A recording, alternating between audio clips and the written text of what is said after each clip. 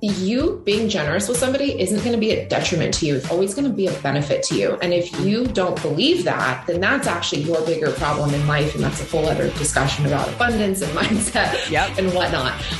And so to me, it was give people everything that you can, because one day you might need a favor from somebody. One day you might need to be like, hey, I don't know this. Can you help me? Or can you make an introduction? And you always want to be known as the person who is generous with your time, your energy, your knowledge, your connections, your friendships. You know, like kind of goes back to the golden rule. Like how would you want to be treated in this situation? And it was a time of so much fear. And I think for me, the way to manage that fear was like, be the helper. You know, like if you can be a helper, you don't have time to be scared. You don't have time to worry about it. And I, you know, just candidly speaking about numbers, it was probably one of my most profitable business quarters. Hey guys, welcome back to the Friday Society podcast. This is the podcast for anybody and everybody in the health and wellness industry that wants to grow their business. I'm your host, Alexa Cawley. I'm the CEO and president of Forever Friday Consulting, where I work with private clients one-on-one to help them scale their brands and reach amazing people. On this podcast, we talk to industry leaders and experts that have built really amazing brands within the health and wellness industry to teach you how to do the exact same thing. I've worked for some of the biggest names in the health and wellness field, like Lululemon and SoulCycle, and I take everything that I've learned, plus our industry's amazing experts, and bring it to you. All right, guys, let's get into the episode. It is a really good one, so drop me a line on Instagram at foreverfriday.co, and let's get to it. Hey everybody, welcome back. Guys, I'm so excited for you to listen to this episode of Danielle, so much that I literally am publishing it like 12 hours after we recorded because it was that good. We talked about a lot of stuff for legally protecting your business, which I have never really thought about. I mean, I've thought about it, but we really went into details. So there's a lot of stuff that I think you guys are going to just take note on, and it might get your brain turning a little bit on, you know, maybe things that you need to look at again, or your liability waivers, or, you know, just making sure you're checking in with your insurance team. So we definitely talk about a lot of that nitty gritty, but it is also, Danielle is from the same sort of time, like the inception of boutique fitness that I am. So it was a really fun episode. Other things that I wanted to talk to you guys about. I mean, okay, so I went to a meditation event at The Well. You guys know I posted on Instagram, so you probably saw it. But if you are in New York, you have to go to this place. This is not sponsored in any way, but it felt like I don't even know. It felt like a beautiful wellness center, but there's a spa and meditation rooms. Like this meditation dome literally vibrated. It was just such a crazy experience. The cafe was beautiful and so good, and it's Ayurvedic. So highly recommend if you guys are like interested in wellness, which I know that you all are. Next time you are in New York City, it's on 15th and 5th, I think. And they have like yoga classes, Pilates classes. Definitely go. Seriously, check it out. It was so cool. I'm going to go again this Saturday because I just loved it. But yeah, that's like my wellness tip. Trying to think of other things going on. I mean, membership is it's just amazing. And I know you guys are connecting with each other in ways that like I don't even see. So I'm obsessed with it. I'm so happy that this community is so strong and is so respectful of each other and is really just cheering each other on. Like we had a membership call today. Christy Evanson, who was last week's guest on the podcast, presented. And when we were hanging up, she was like, your community is amazing. And it was just like the chat was like popping off with everyone supporting each other. And it was just amazing. So if you have any questions about the membership, or you're feeling like you don't really have a community of wellness entrepreneurs, or you really need help with marketing, but you can't pay for one-on-one, or you don't want to pay for one-on-one yet, which is completely fine, reach out. It's a really good place. So that's it. I mean, I think without further ado, those are my little updates from the week. Let's get into the episode because it is awesome. Hey everybody, welcome back to the Friday Society. I am here today with Danielle Stead. She is an entrepreneur in both the legal and fitness space. So I'm really, really excited. We've never done a purely legally focused podcast before, so I'm very excited about this one. Danielle, you have such a cool background. I'm so excited to hear more about it. So welcome to the show. Hi, Alexa. Thank you so much for having me. And hi, everyone. It's so awesome to meet you all. Danielle, tell us, I know we were just chatting a little bit, but tell us about where you are, what you've done so far this morning, what your life looks like, sort of what it'll look like today. Yeah. Well, for me, it's bright and early here in Los Angeles. And, it's kind of the life of the entrepreneur where we get to choose when we wake up and we get to choose to do cool things like podcasts in the morning. And, my morning routine is still very much set in the fitness industry. I get up, I do all my potions and green juices and my journaling, and then I go work out. And then I get to work. And so I love that I get to take care of myself first and my family first. And then I get to work with really great businesses and get to take care of you guys next, which is just so fulfilling and awesome. I love that. I know. I feel like I started not taking meetings before like 11-ish. And that has just totally changed everything. Like I have time and I work out and I get to, play with my dog and have coffee in the backyard. Like it just sets up your day or week, like everything to just feel good. It's like a radical thought to say, I'm going to wake up and take care of myself first so that whatever comes at me during the day, I've at least done that. And I know a lot of friends who are in a very corporate setting who don't have that privilege. And I always say, how can we implement just one habit or 5 minutes or something? Because like you said, it changes your whole day where you don't feel like you're rushing through your day because you then need to go work out or you then need to go do something. Like you've truly like self-care is first, and then you can show up as the best version of yourself after. Yeah. Yeah. And it's crazy. I think I remember back to like those corporate days of waking up really early and rushing. And I'm like, oh, my poor nervous system. Like, what was I doing to her? But you don't know any better. And you think like everyone's doing it that way. And so that's just how it should be done. But I look back and I'm like, holy crap. Did I ever just recoup and just like sit for a second? And I just didn't. I remember distinctly when I was working in my law firm days, I would wake up at 5:30 to get to the gym, to get a workout in, because at law firms, we had to show up to work every day with our hair done and our makeup done and all of that garbage I can't be bothered with now. Oh my God. And I just remember being this anxious, grumpy, horrible human of a mess. And I remember I would always ask my husband, am I just going to be tired for the rest of my life? Am I always going to feel like this? And that was such a trigger of like, I cannot go through life feeling like this. Yeah. Yeah. It's so funny that you say that. I remember distinctly, I had a moment like back in the day when I was choosing to go from a marketing agency that I was working for, or if I wanted to go back to Lululemon. And I knew that I was going to be taking a pay cut. And I just thought about it. And my mom asked me, she was like, well, what's the benefit to going to Lululemon? And I was like, I'm happy. Yeah. Like I'm a happier person. I literally go through life like happier and more chill and like just easier and in more of like a flow state. And I was like, yeah, I think that might be worth it then. Oh my gosh.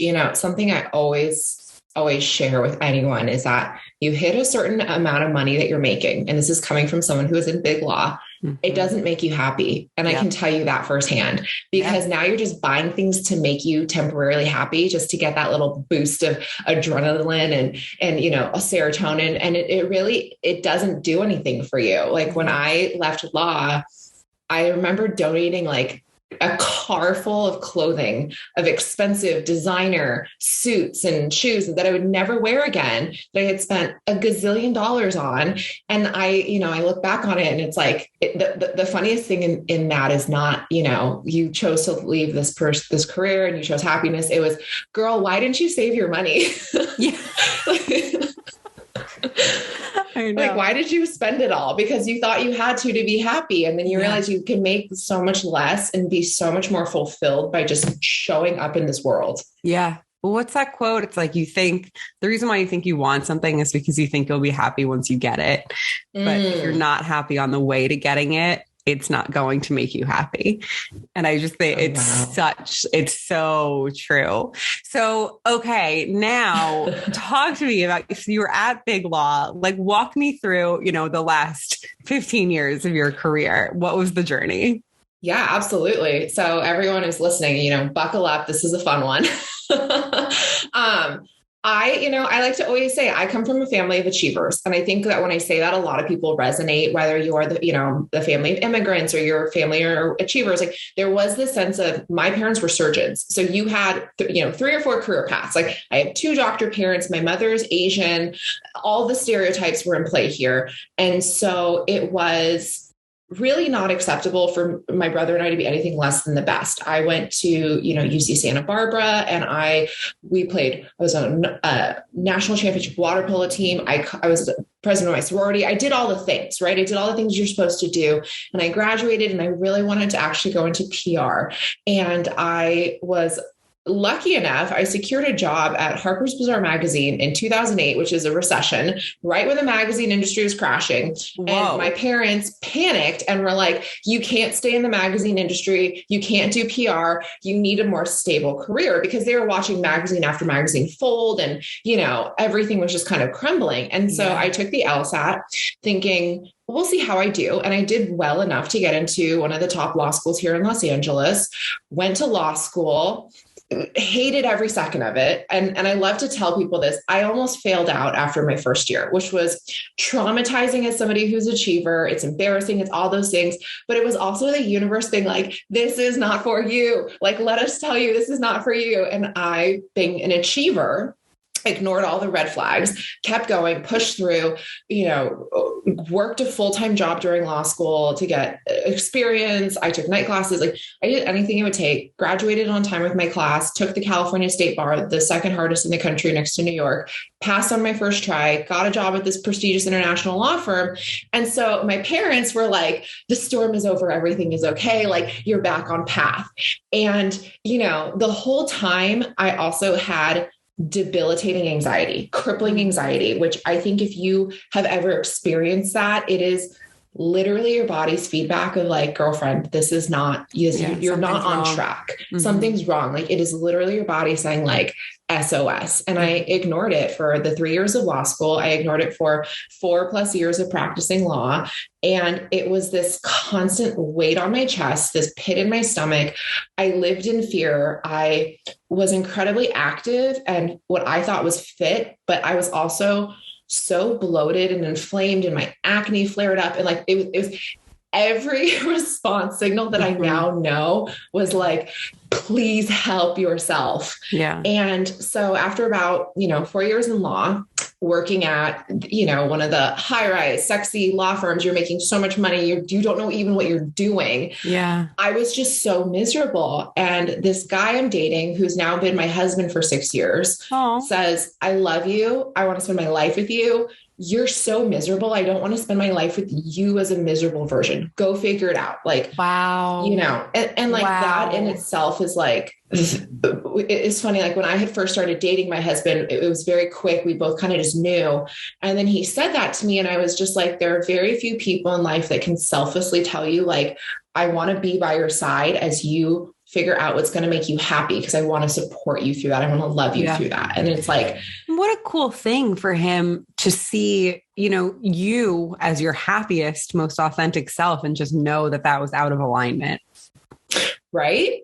And that's so cool, and whenever people talk about dating or settling, and I hate to sound so cheesy, I'm just like, there is somebody out there for you who is going to want you to be your happiest, best self. Like, don't ever stop until you find that person, like ever. Yeah. And I'm so, so grateful for that. And he's been everything. As I decided to leave law, I was then unemployed. I didn't know what I was going to do. And I was completely ostracized by my entire legal friends and community. They kind of thought I was a sellout. Like, you worked this hard, you came this far, and you're now just quitting on everything.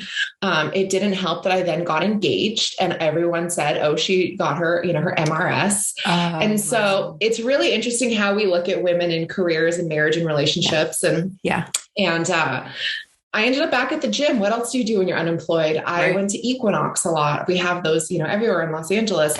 And they were like, hey, you're pretty athletic and you seem to be here a lot. Do you want to teach here? And so they picked me up, put me through their training program. And I was always athletic. I was always really good at speaking and being in front of people. And so it was just the most natural thing ever. Mm-hmm. And I always think back to that first spin class I taught. I remember like getting off the podium and just being like, this is where you belong. Like, this is actually where you belong. And like, I had never felt that level of happiness in something. Yeah. And I think anyone who's ever taught fitness or anything like that, like knows that, okay, this is actually where I'm supposed to be, like that home. Yeah. And so I like took a second to be like, okay, you're going to become a fitness instructor, like, okay.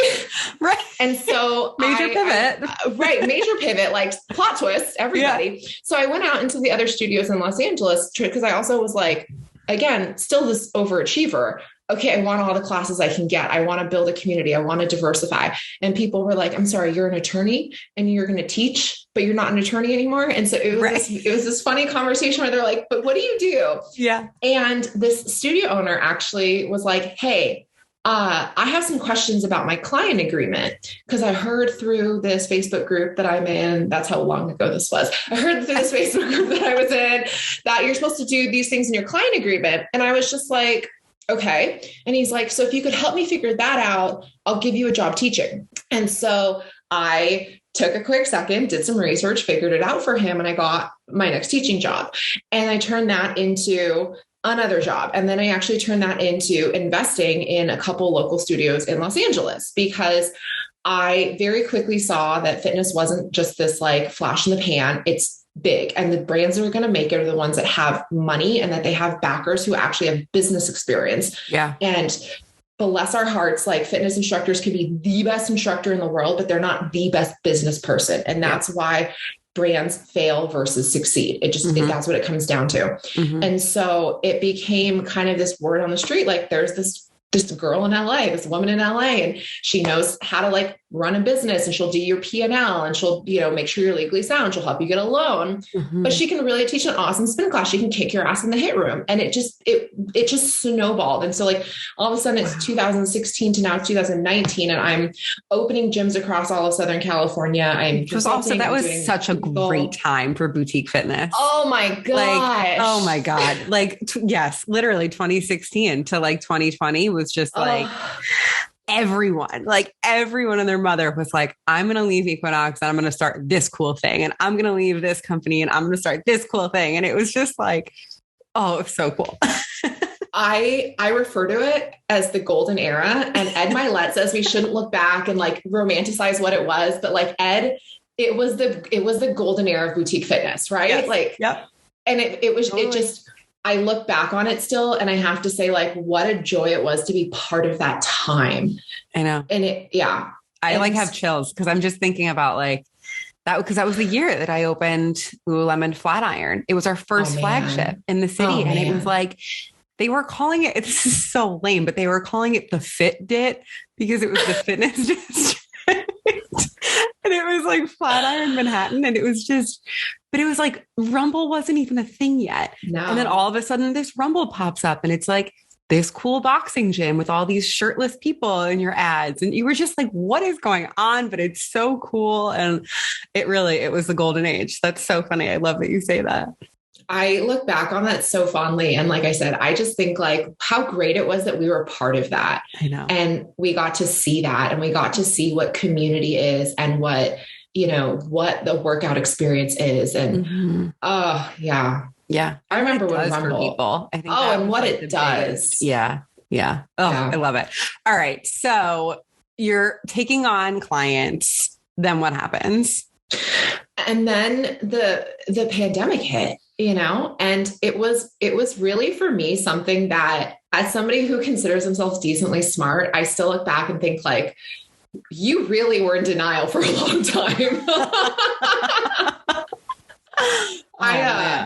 I remember very distinctly, as I think most of us do, like I was also doing like fitness modeling jobs, like on digital platforms. I'm a brand ambassador with Lululemon. I was working with, other fitness brands, and it was just like, you were just so busy living life and absorbing all of it and getting to help these businesses open or getting to help solopreneurs. And it's funny because I remember one of my clients, like January, February 2020, was like, I'm going to start my own digital app. And I was like, oh, good luck, girlfriend. Like, have fun with that. Thinking like, she is really out of her league here. And I never said that to her. I'll never put a name to the story, but like, I am so embarrassed thinking that now, right? Like she was so ahead of her time.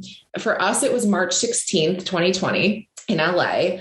And I remember the studio I was teaching at, I was teaching about like 5 to 8 classes a week because it just really creatively fulfilled me. It kept me in the studio. It was a great feed for other business and our kept you on the ground. Kept me on the ground. Like, I get it. Like I wear a mic too. I wipe machines too. Like I'm so one of you. Yeah. So important. I'm one of you. Yeah. And the pandemic hit and we closed. And there was this like collective, do we panic? Do we not panic? And I was just like, this is not going to be a quick like spring break, This is going to be a holy cow, our world is going to change. And so I remember I took a day to just like grieve. And then I created like a freebie download of like, how do you go teach online? Created free Zoom workshops. How do you do this? I showed up on social media every day, teaching people how to apply for like PPP loans or the economic injury loans. Like I would just get on lives every day and I would just talk anything that I knew, hoping that it would help one person. And like, I probably ended up having hundreds of my clients get PPP loans just because we would all get on IG lives together. And I'd be like, this is how you fill out your form. Wow. You're going to write this in line 1. You're going to go to your bank statement. You're going to pull this in line 2. Fast forward a couple months. This is how you apply for your second one. This is how you start applying for forgiveness. And I think from like March to July, August, I showed up live on Instagram almost every day. And I sent out like freebies all the time. My newsletter went out every week and it was like 10 scrolls long. And it was like, how can I take what I know and feed this community? Because if one of us fails, like we're all going to fail. Like we have to find a way to try to keep this tide afloat, keep us all afloat. And it was really interesting because you actually truly saw community happen where people cared about the collective good. And then the fear happening of people who I'm just going to do what it takes to keep myself alive, even if that means I screw over the rest of them. And so it was a huge shift, I think, in how we in the Los Angeles fitness community approached each other and just how people looked at each other. And we got through it. I think we got through it. And, not a single one of my clients had to close. I know some of them chose to close. And we came out on the other side. And what it turned into was then it turned from how do we be legally sound and how can we create a business to how can I now have my own digital platform? How can I be my own solopreneur? How can I start my own brand? And so it's been a whole different opportunity of getting to work with people and getting to grow their business. So. Oh my God. I mean, I'm so impressed with how generous that was of you to go on Instagram and because if that was paid time, that would have been a lot of money. You know what I mean? So like, what a cool, generous thing for you to do and just show up and be like, here, I'm going to help you through it. And I'm curious, because a lot of the questions I get from people is like, well, how much information should I be giving away online? And how do I sort of gatekeep like what I know? And this might be the wrong approach, but the approach that's worked for me is like, I say everything. I tell you everything. I give away all the information on Instagram, wherever it is, on freebies, like, because I understand it's still going to change when it comes down to a specific instance. Like once you do pay for support, it changes a little bit based on exactly what your business is. But at the same time, like, yes, like a rising tide. What's the rising tide? Rising tide. Lifts all shit. Lifts all shit. Yes. Like, I very much believe that. And I think like the more you put out, the more it comes back to you. So I'm curious how you saw, that generosity impacting your brand awareness, your marketing strategy, your trust amongst followers. Like, I'm curious what the effect was for you. Yeah. One, I love that we're in the same mentality. I think that when people say like, how much do I share? I was like, I give you everything. I don't keep secrets. I don't save things for paid clients. And here's why, actually. It's because you can share something once. The likelihood that someone's going to remember it is 10%. Like, what do they say? It takes like 7 touch points. 7 times. Yeah. So I'm going to tell you this once. And what you're going to hear is not the number or not what you actually need to know. What you're going to hear is that this person is so generous and believes so much in what they're doing that they're just willing to give it to me for free because that's just the right thing to do. And so, it's kind of twofold. It's like, one, I just really believe that like what I'm sharing with you isn't a secret. You could go on Google and figure it out. Yeah, you're going to pay me for my time. I'm going to make it easier. But 2, it's that you being generous with somebody isn't going to be a detriment to you. It's always going to be a benefit to you. And if you don't believe that, then that's actually your bigger problem in life. And that's a whole other discussion about abundance and mindset and whatnot. And so to me, it was give people everything that you can, because one day you might need a favor from somebody. One day you might need to be like, hey, I don't know this. Can you help me? Or can you make an introduction? And you always want to be known as the person who is generous with your time, your energy, your knowledge, your connections, your friendships. Like kind of goes back to the golden rule. Like how would you want to be treated in this situation? And it was a time of so much fear.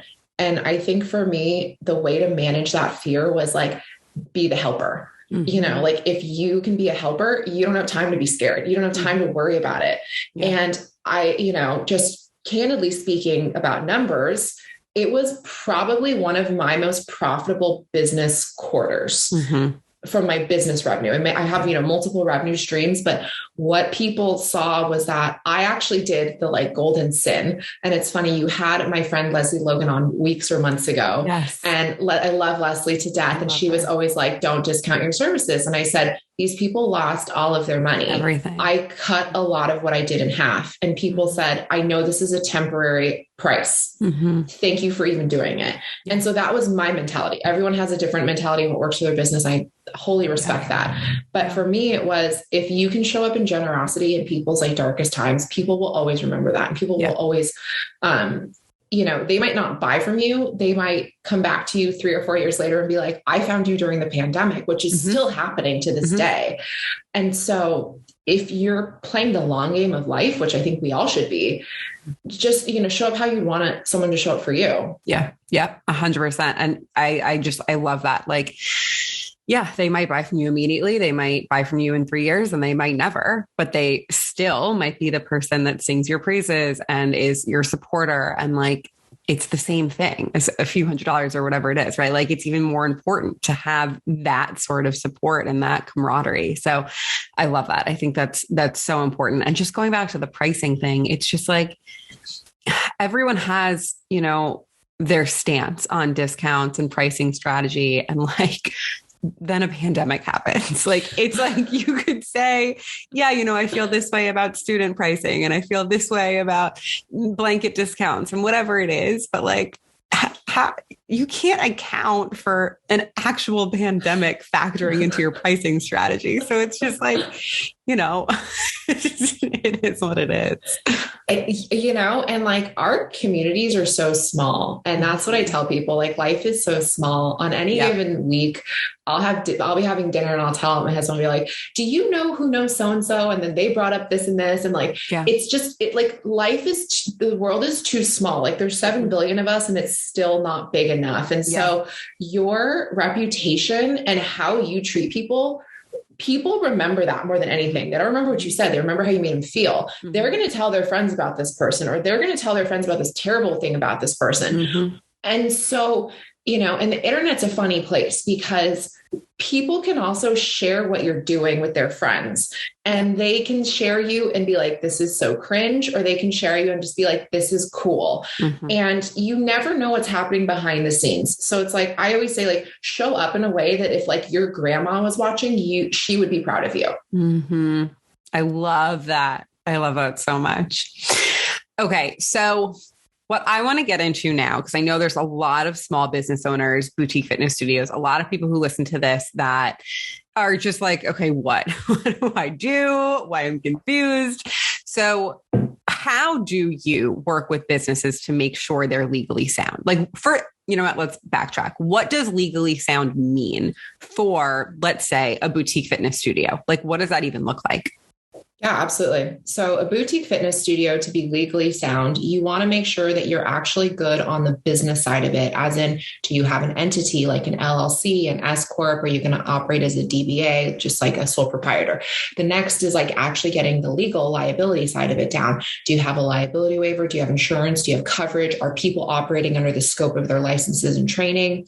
And then the third component of it, I always say there's like 3 arms. Third component of it is financial. Do you have your finances separated from your personal? Do you have business ID numbers? Are you putting everything in business bank accounts? Are you running things properly? And so if you have the business element, the liability element, and the financial element set, you are legally sound. Now, if you're coming out of, I've never done this before, Danielle, WTF? That's the biggest question. Yeah.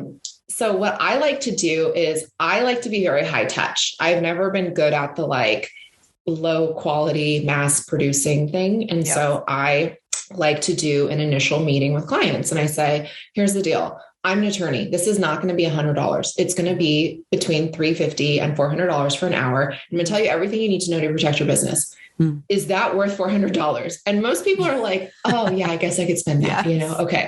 But I'm going to sit you down and I'm going to give you this talk, and we're going to talk face to face. I'm not going to talk down to you. I'm going to be like, tell me about your business. Tell me about your dreams. I want to hear everything. Why are you starting this? Is it just you? Do you want to have a partner? Do you want to have equity at some point? Do you want investors? Like, I want to hear your whole life story so that I can then tell you and help you decide, do you need this type of business entity and why? And then from there, it's okay, great. This is how we're going to do it. Because it's a we at this point. Yeah. If you want to work with me, you're stuck with me. I'm going to walk you through all of this because I want to make sure your business opens properly. You have your systems set in place. So now your job is to go be a rockstar instructor. My job is to set your business up. Once we figure that out, same thing. I kind of walk you through, what does your liability insurance look like? What does your trainer policy look like? Are your trainers trained? That's something we can dive into in a second, but the biggest legal liability that exists in our fitness industry is trainers training outside the scope of their license or practicing outside the scope of what they should be doing. And so if you're an instructor and you're, not certified to be doing something and you are, like, ding, ding, ding, if something goes wrong, you're screwed.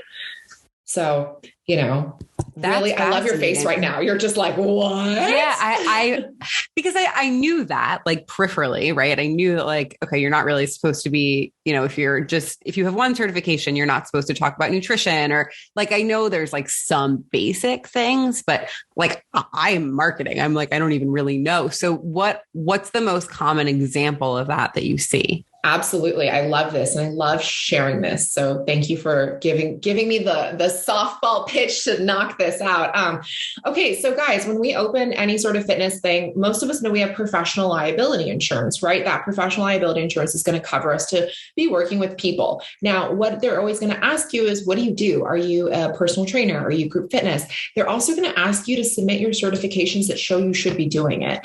And so if you're, a pre-postnatal Pilates studio and you submit a personal training certificate, your insurance company really should red flag you at that point, because you're not certified to be teaching this population of people. You're not certified to be teaching Pilates, and you only have personal training. You don't have any sort of group fitness training.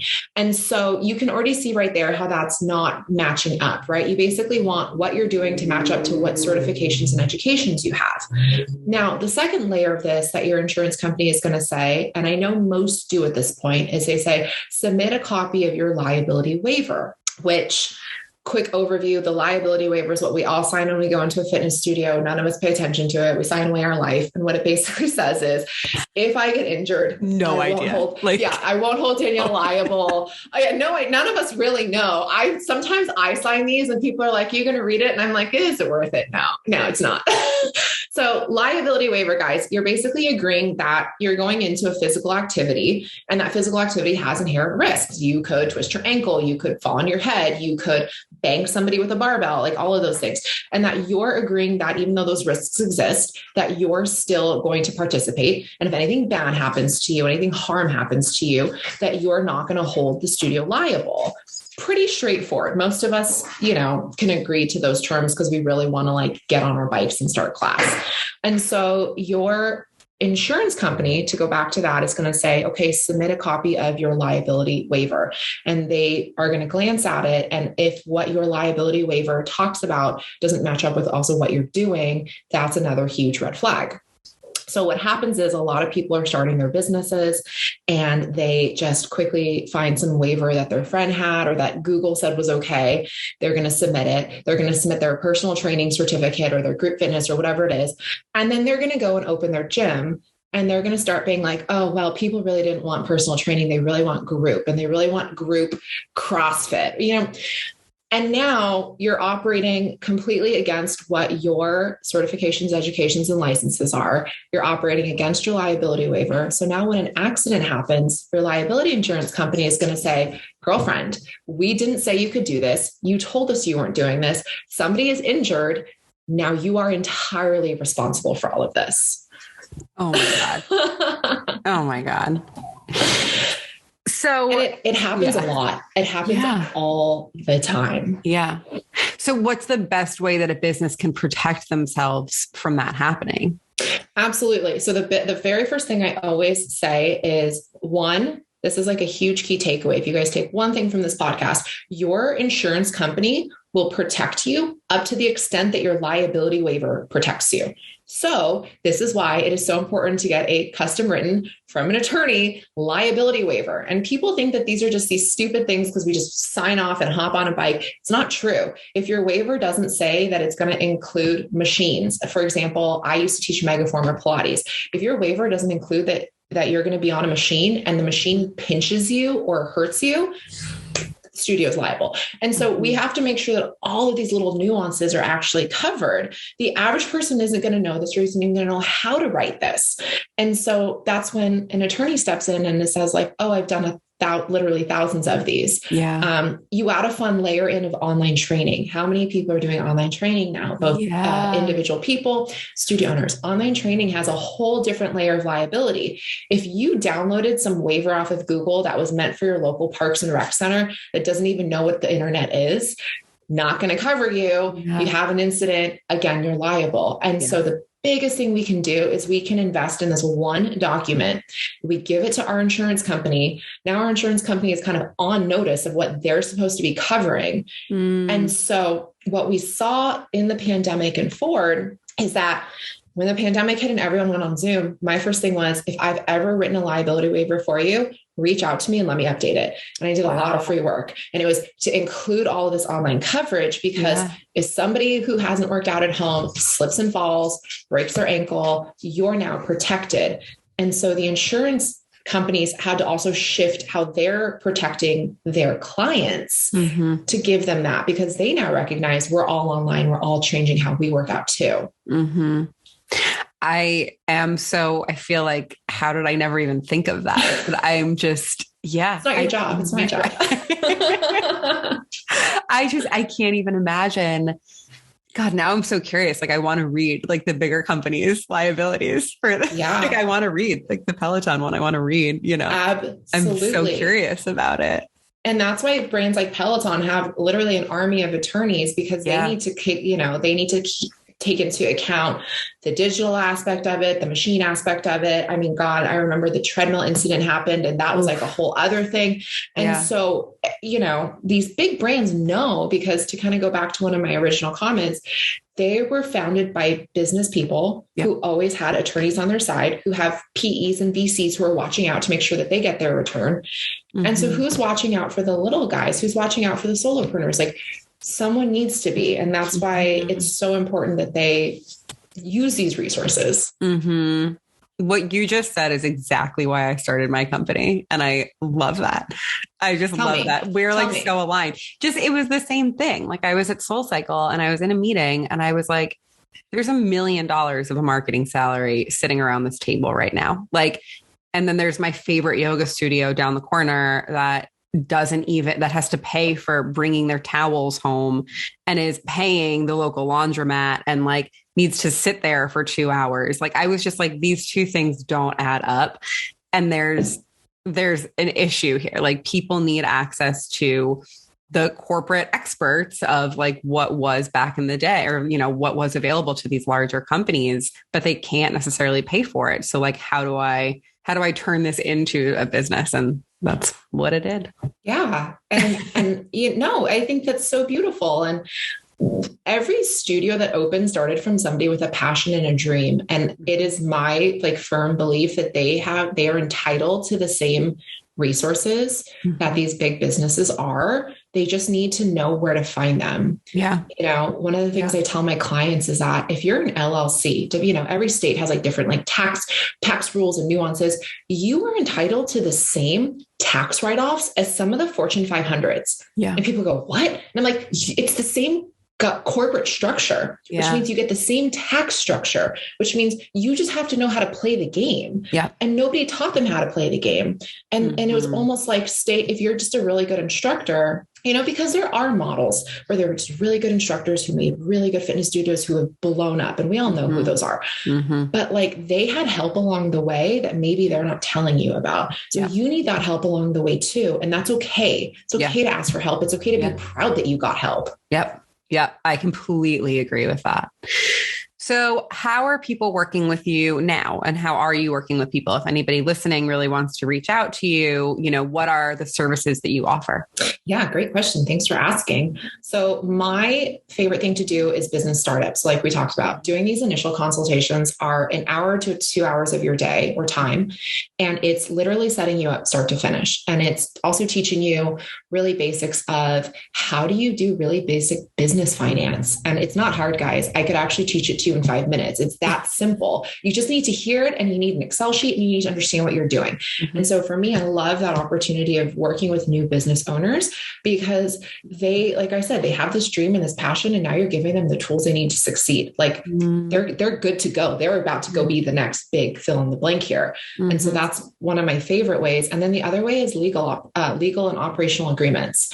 And so I love to custom write agreements. And then what I've also done, and I've taken my forms and I've turned them into templates, which I was super against for a very, very, very long time.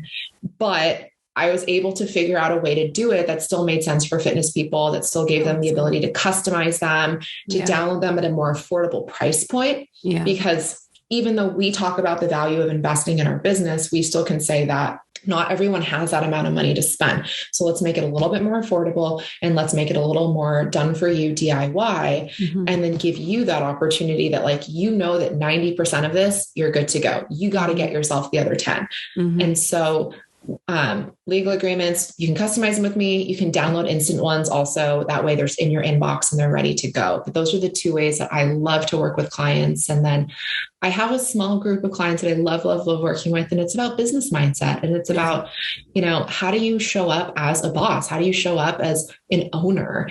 How do you step out of that role of being an instructor to then having a team to then building something bigger than yourself? And a lot of us know that like coaches need coaches and it's nice to get to coach people on like that business mentality of it. Yeah. Yeah. Oh, I love that so much. Okay. Are you ready for rapid fire questions? Let's do it. Yeah. Okay. What is your number one favorite way to work out? Strength training, weights, kettlebells in a weight room, music by yourself, by myself. I have like total resting gym bitch face, like stay out of my way. I will F you up. Yeah. I love that. Software that you can't run your business without. My business banking app. Honestly, if you know how to use a business banking app really well, you can classify your finances in like 2.5 seconds, generate an Excel sheet at the end of your quarter, organize it. There's your P&L done. So easy. Wow. Which do you recommend? I use Chase. Okay. I just really like it. I like their platform. I like their bank. It's been good to me. I like their credit card points and rewards. Yeah. Yeah.